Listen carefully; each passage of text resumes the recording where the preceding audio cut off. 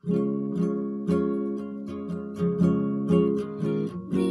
ku hati seperti hatimu yang penuh dengan belas kasihan.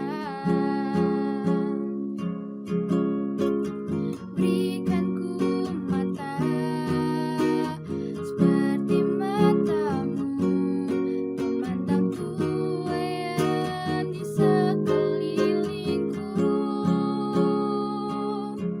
Berikan ku tanganmu untuk melakukan tugasmu. Berikan ku kakimu melangkah dalam rencanamu. Berikan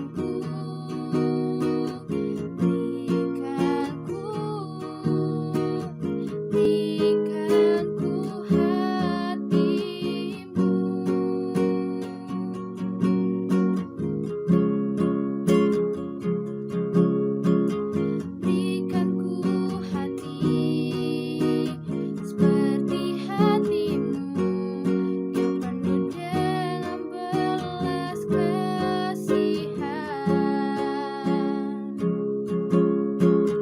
Berikan ku mata seperti matamu memandang tuaian di sekelilingku. Berikan ku tanganmu untuk melakukan tugasmu. Berikan ku kakimu melangkah dalam rencanamu. Berikan ku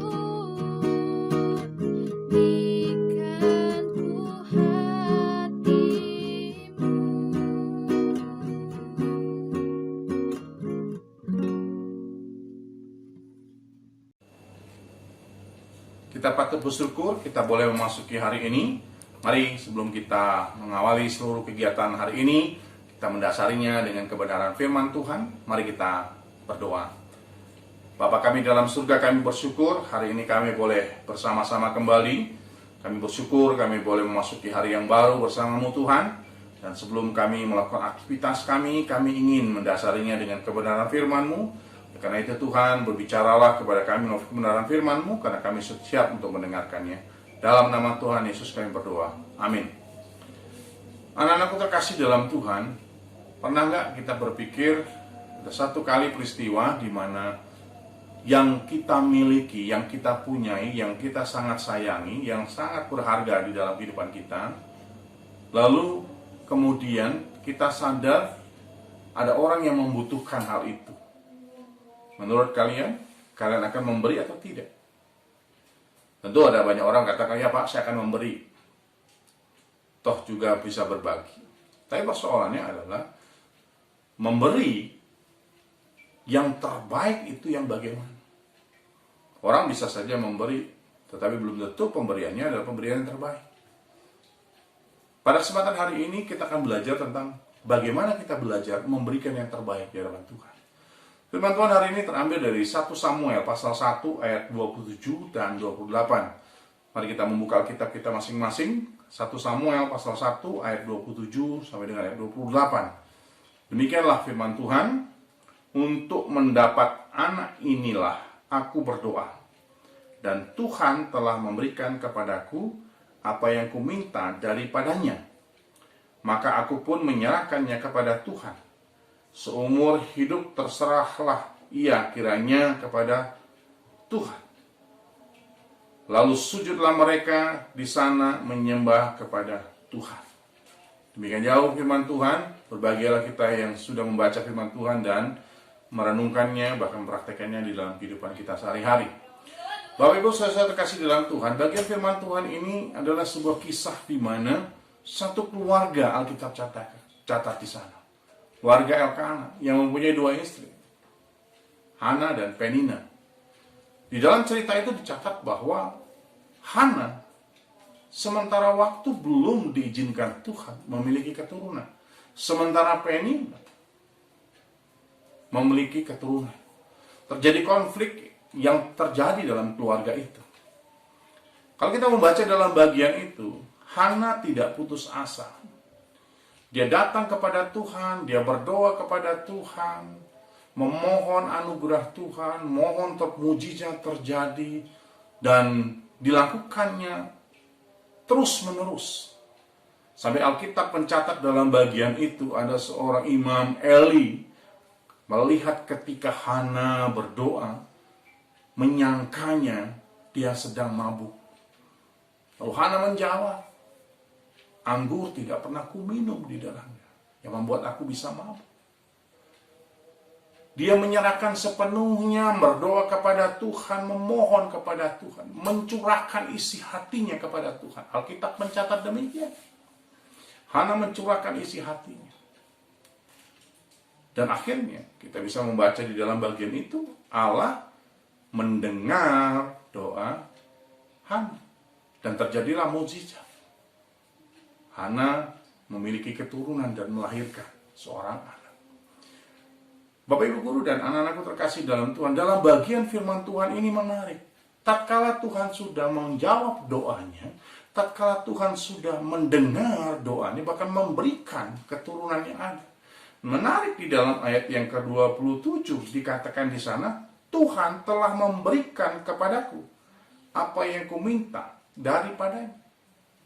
Alkitab mencatat demikian. Hana mengatakan demikian, bahwa anak yang diberikan Tuhan itu, yang ada dalam kehidupannya adalah pemberian Tuhan. Dan Hana memberikan kembali, mengembalikannya kepada Tuhan. Alkitab mencatat di sana, maka aku pun menyerahkannya kepada Tuhan seumur hidup, terserahlah ia kiranya kepada Tuhan. Artinya Hana menyerahkan Samuel, anaknya itu, kepada Tuhan untuk melayani Tuhan. Kalau kita berpikir, kalau kita membaca bagian firman Tuhan ini, kita akan berpikir secara manusiawi, ya. Kita akan berpikir begini, loh, capek-capek berdoa, tuh akhirnya diserahkan lagi kepada Tuhan untuk melayani Tuhan. Harusnya bisa menjadi seorang pengusaha, harusnya bisa menjadi seorang yang lebih hebat, bahkan membangun keluarganya. Tetapi di sini kita bisa melihat bahwa Hana tahu betul apa yang dia harus lakukan. Dia mensyukuri apa yang Tuhan telah berikan, dia memberikan apa yang diterima dari Tuhan, dan dia kembalikan itu kepada Tuhan. Oleh karena itu, anak-anakku terkasih dalam Tuhan, kalau hari ini Tuhan minta kepada kita semua memberikan yang kita sayangi, dan Tuhan minta itu, bagaimana dengan kita? Mau nggak kita memberikannya kepada Tuhan? Menyerahkan itu kepada Tuhan? Contoh, maukah engkau memberikan waktumu? Ya, kita masing-masing diberikan 24 jam. Mau nggak kita memberikan, kalau 24 jam, kalau Alkitab katakan kalau kita memberikan persembahan, maka 10%.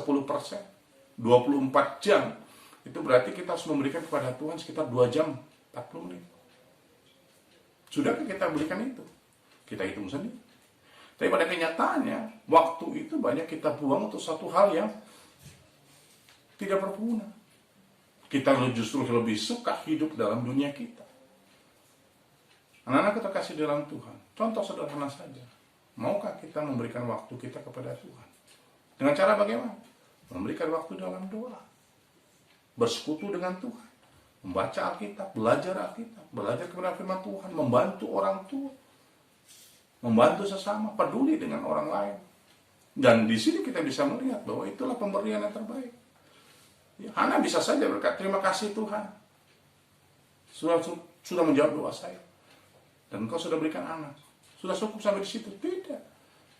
Bagi Hana, sebagai rasa syukurnya, dia kembalikan anak itu kepada Tuhan untuk melayani Tuhan.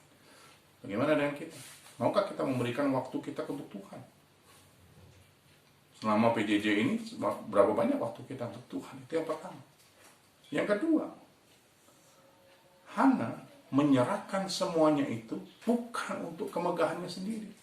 Kalau kita belajar dalam bagian Alkitab seterusnya, kita bisa melihat bahwa pada akhirnya yang dilakukan Hana bukan sesuatu yang salah. Ya, kadang-kadang kita berpikir melakukan sesuatu, lalu kita berpikir faedahnya apa ya, manfaatnya apa ya. Tidak. Kita bisa melihat kisah hidup perjalanan seorang Samuel kemudian. Luar biasa. Jadi apa yang kau putuskan untuk melakukan yang terbaik hari ini, percayalah Tuhan akan memperhitungkan semuanya. Alkitab mencatat kalau engkau tahu berbuat baik tetapi kau tidak melakukannya, maka engkau berdosa. Jadi kalau kita tahu apa yang kita lakukan hari ini sesuatu yang tidak benar, maka kita bertobat. Tapi kita tahu untuk melakukan yang baik, maka kita lakukan itu.